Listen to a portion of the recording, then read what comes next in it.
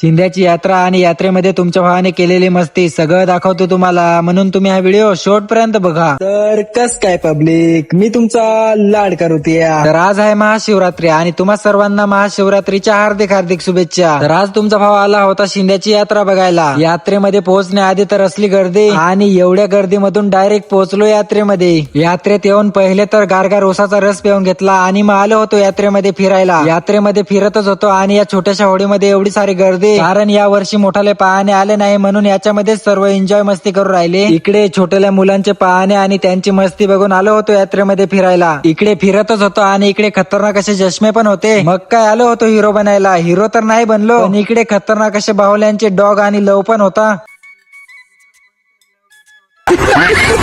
यात्रेमध्ये तर birthday boy पण आला होता, त्याला पण हॅपी बर्थडे म्हणून विश करून द्या. और इधर की साइड बहुत सारे पॉकेट्स भी थे, पण तुम्हाला तर माहितच आहे तुमच्या भावाकडे काही 1 रुपया नाही राहत म्हणून काही पॉकेट पण नाही घेतलं.